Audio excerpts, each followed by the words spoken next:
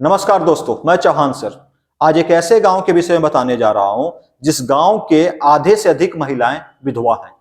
शायद ही कोई ऐसा घर हो जहां पे आपको विधवा देखने को ना मिले। विवाह के 5 से 10 साल के उपरांत महिलाएं विधवा हो जाती है।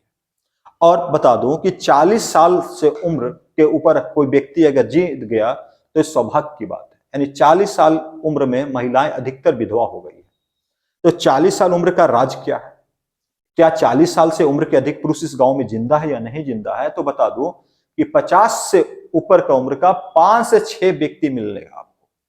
अगर 60 साल की बात कर लो तो मुश्किल से 2 से 3 व्यक्ति, और 70 से ऊपर तो कोई इस गांव में है ही नहीं। कैसी है पहली, समझ में नहीं आ रहा। क्या राज है इन विधवाओं का, आज मैं आपको सामने खोलने वाला। तो सबसे पहले कुछ सवाल मैं यहां पे आपको दे दूं, जिस सवाल का इस वीडियो में मैं बहुत अच्छे से जिक्र करने वाला हूं, जिसे आप भी समझें। पहला सवाल आप देख सकते हैं स्क्रीन के ऊपर, इतनी मौतें कैसे हुई? आखिर विधवा हो रही महिलाएं, तो मौत का कारण क्या है? इतने मौतों का जिम्मेदार कौन है, रिस्पॉन्सिबल कौन है इस मौत के पीछे का? क्या इस गांव के अलावा भी देश में कोई और जगह है? सोच लीजिए। आप भी वीडियो देख रहे हैं, क्या आपके आसपास भी ऐसी कोई जगह है? तो कमेंट बॉक्स में कमेंट कीजिएगा, लास्ट तक वीडियो को देखिएगा। ये कौन सी बीमारी है एवं कहां कहां फैल रही है, साथ ही सरकार इसके लिए क्या क्या कर रही है, इसको जानने की आवश्यकता है। तो आज इसी पे हमारा पूरा का पूरा चर्चा होगा। एक बात और बता दूं, इस बीमारी से जो बचा हुआ है या जो मरा नहीं, उसे आज सांस लेने में तकलीफ है। वो व्यक्ति चलने में दिक्कत है, उसे खून की उल्टियां होती है। समझो वो भी अंत के कगार पे आ गया है। तो सबके अंत का कगार क्या है? क्या इस गांव पे कोई श्राप है? तो पुराने समय में अगर इस प्रकार से मौतें होती थी तो लोग झाड़ फूक करते थे, श्रापित मानते थे, गांव छोड़ के चले जाते थे। लेकिन मैं बता दूं कि कोई श्राप नहीं है, कोई श्रापित गांव नहीं है। इस गांव में बीमारी के पीछे बहुत बड़ा कारण है, हम चर्चा करेंगे। तो सबसे पहले आप देखिएगा, ये है मनौर विलेज। और मनौर विलेज मध्य प्रदेश में पड़ता है। मध्य प्रदेश का एक गांव है मनौर। मनौर पन्ना जिला, पन्ना जहां पे आपने सुना होगा हीरा की खान है, वहां की मैं बातें कर रहा हूं। तो मनौर गांव में विधवाओं का एक पूरा पूरा समूह है। और जो भी बातें मैंने आपको किया, ये सारी बातें मनौर गांव से रिलेटेड है। और एक चीज और बता दूं, सारी विधवाओं के जो पति डेथ किए हैं, सब कॉमन काम करते थे, एक ही काम करते थे, और एक ही काम से सब मरे हैं। तो वो काम क्या है, उनको कौन सी बीमारी लगी, और आगे क्या होना चाहिए, इन सब पे हम आज विस्तार से चर्चा करेंगे। तो सबसे पहले समझिएगा मनौर गांव का। तो मनौर गांव में क्या काम चल रहा, तो देखिएगा यहां पे आपने लाल बलुआ पत्थर का नाम सुना हो, यानी लाल बलुआ पत्थर खदान, वही बलुआ पत्थर जिससे बना है दिल्ली का लाल किला, जिससे बना है हुमायूं का मकबरा, जिससे बना है जामा मस्जिद। यानी ऐसा पत्थर जिससे ऐतिहासिक इमारतें बनी हैं। और ऐतिहासिक इमारतों को बनाने में जो पत्थर को निकालने वाले मजदूर हैं, वो क्यों मर जा रहे हैं? वो 40 साल क्यों नहीं जी पा रहे हैं, 50 साल क्यों नहीं जी पा रहे हैं? तो ये तब बीमारी तो नई नहीं होनी चाहिए, ये नई तो बहुत ऐतिहासिक होनी चाहिए। तो मैं बता दूं, 4th सेंचुरी से जब से लोगों ने पत्थर का काम करना शुरू किया, तब से ये बीमारी ज्ञात है, तब से लोगों को ये बीमारी हो रही है। और ये बीमारी कोई नई बीमारी नहीं। ये बीमारी का सबसे बड़ा कारण क्या है कि आप देख रहे हैं कि पत्थर को जब काटा जा रहा है तो यहाँ पे छोटे छोटे डस्ट निकल रहे हैं। ये डस्ट अंदर जाता है और फेफड़े में बैठ जाता है, जिसके चलते यहाँ पे लोग बीमार पड़ रहे हैं और लोग मर जा रहे हैं। तो ये जो शहर है, विधवाओं का शहर बनने के पीछे यही कारण है। और मैं आपको बता दूं कि ये जो बीमारी है, इसका डिटेल तो मैं दूंगा ही। इसके अलावा क्या भारत में कौन कौन से ऐसे प्लेस है जहां पे ये बीमारी फैल रही है? तो आप देख सकते हैं, राजस्थान का बूंदी डिस्ट्रिक्ट की बात कर रहा हूं, कोटा डिस्ट्रिक्ट की बात कर रहा हूं, भिलवाड़ा की बात कर रहा हूं, बुद्धपुरा की बात कर रहा हूं। इन सब में भी विधवाएं काफी ज्यादा मिलती है। और यहां भी कौन सा काम हो रहा है? तो वही माइनिंग का काम हो रहा है, वही बालू पत्थर का काम हो रहा है। और आपको बता दूं कि बुद्धिपुरा में बालू जो खदानें हैं पत्थर की, बहुत बड़ी बड़ी खदानें मिलती है।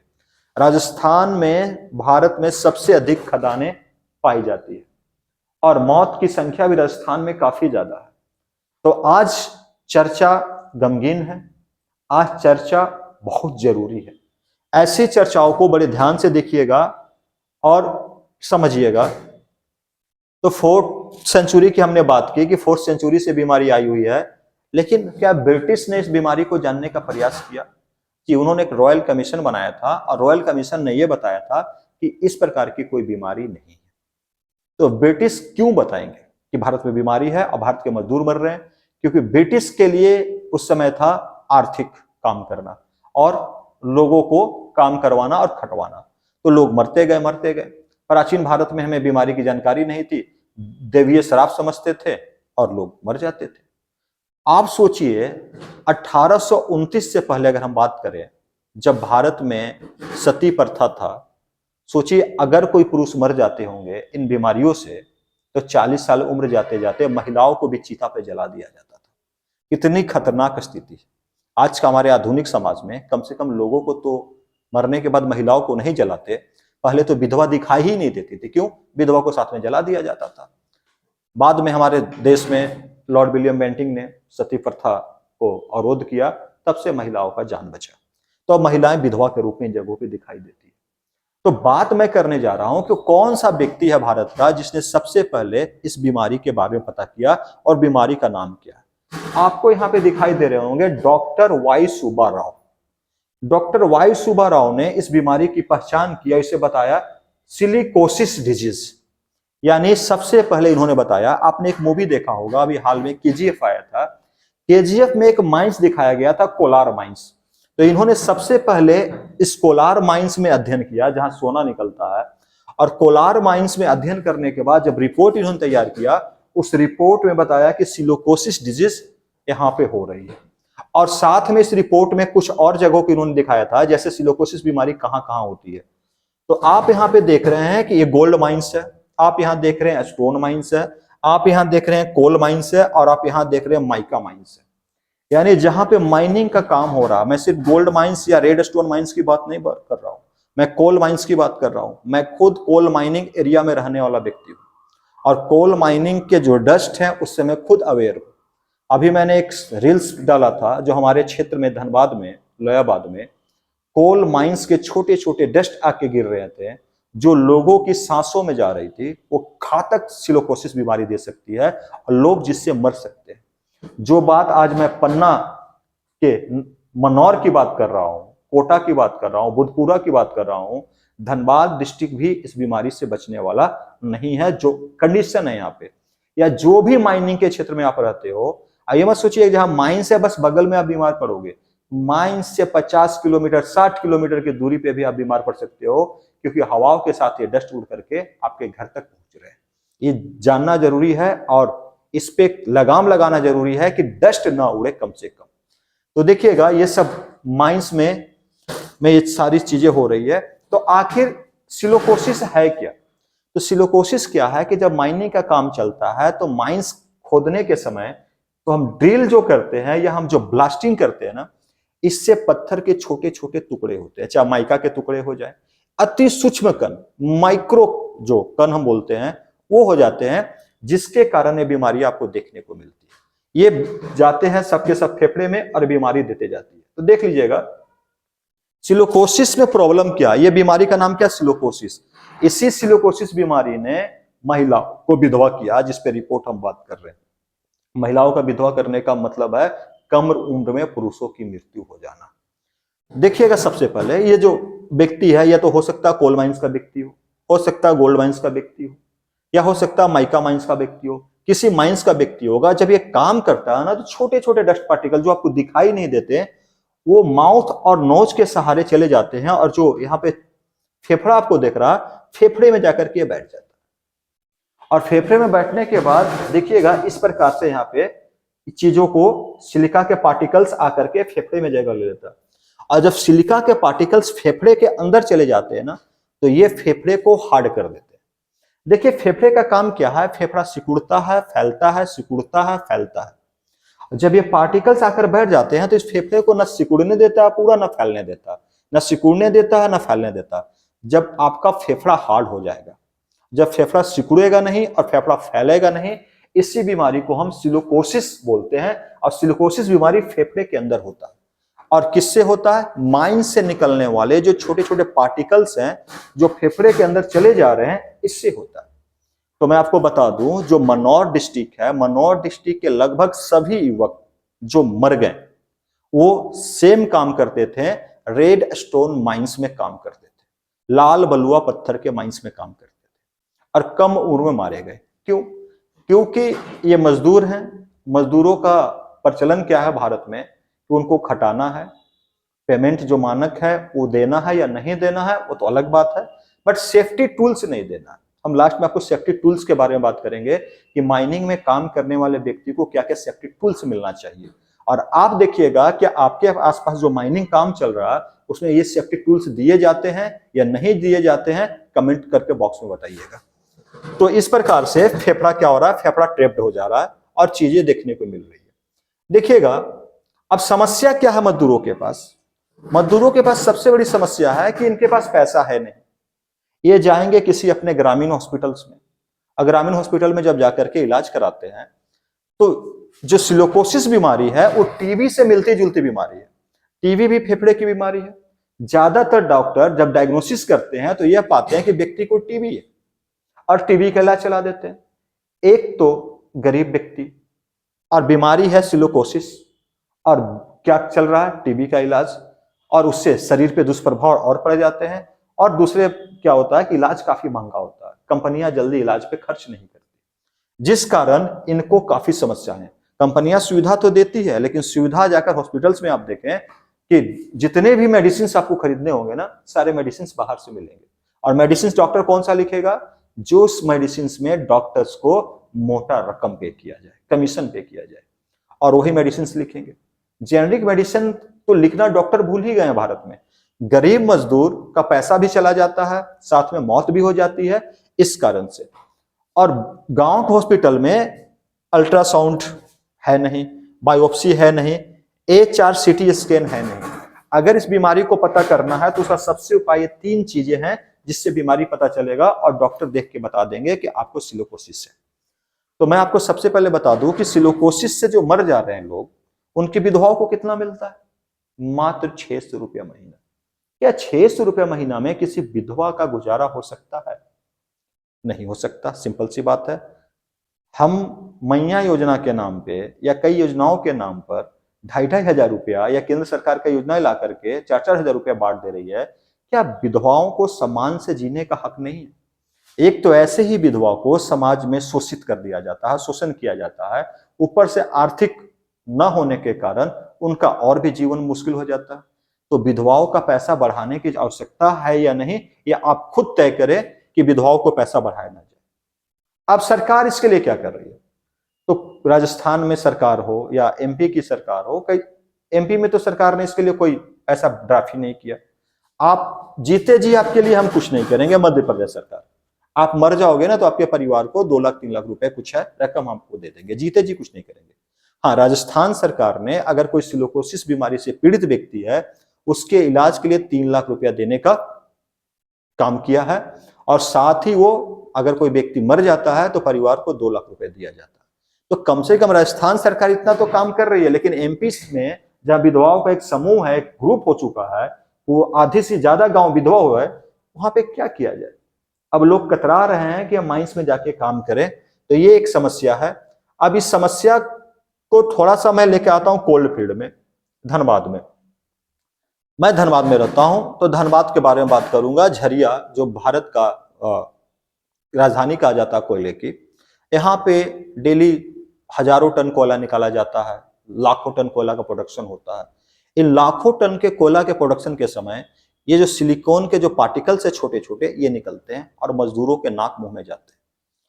अगर कोई इस क्षेत्र का हो, चाहे CCL का क्षेत्र का हो, BCCL का क्षेत्र का हो, या कोई भी माइनिंग क्षेत्र का हो, तो आप देखिएगा जिस व्यक्ति ने यहाँ पे 60 साल के उम्र तक काम किया, उस व्यक्ति को बाद में चेस्ट संबंधी बीमारी हुई है या नहीं हुई है, आप जरूर मुझे बताइएगा। मैं जहां तक देख रहा हूं मैक्सिमम लोग जैसे रिटायरमेंट होते हैं उसके बाद वो बीमार पड़ जाते हैं।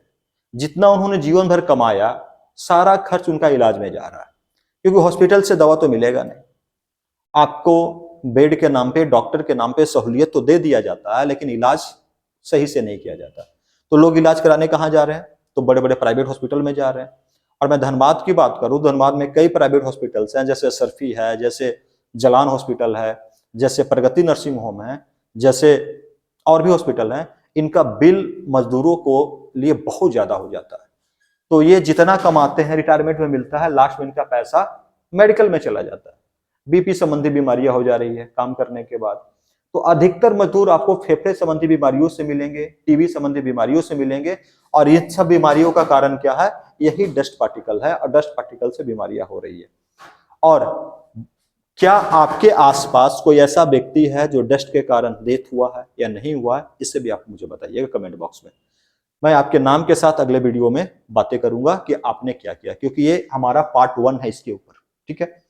साथ ही अगर हम बात करें इस बीमारी से बचने का उपाय क्या है, तो इस बीमारी से बचा नहीं जा सकता। आप प्रिकॉशन ले सकते हैं कि डस्ट कम से कम आपके अंदर जाए। तो सबसे पहले जो ड्रिलिंग किया जाता है ना, ड्रिलिंग जब देखेंगे ना, पूरा धुआं धुआं हो जाता है और ऐसा अंधेरा छा जाता है, व्हाइट डस्ट हो जाता है ड्रिलिंग करते समय कि कुछ दिखाई नहीं देता। और जो मजदूर इस समय ड्रिलिंग कर रहा है, सोचिए इस मजदूर के शरीर में कितना ये पार्टिकल जाता होगा अंदर, कैसे ये मजदूर जी पाता है। ऐसे ही मजदूर 40 साल की उम्र जाते जाते मर जाते हैं, 50 साल की उम्र में जाते जाते मर जाते हैं। तो आप देखिएगा ड्रिल करने वालों की उम्र ज्यादा नहीं होती। कोयला खदान में जो कोयला अंडरग्राउंड में जाके काटते हैं, उनकी उम्र ज्यादा नहीं होती। जो व्यक्ति पत्थर खदान में ड्रिल करता है या माइनिंग करता है, उसकी उम्र ज्यादा नहीं होती। तो इस प्रकार से चीजें देखने को यहाँ पे मिलती है। और अगर मैं बात करूं इसके लिए सेफ्टी टूल्स क्या हो सकते हैं, इनके लिए सेफ्टी टूल्स बहुत सारे चीज है।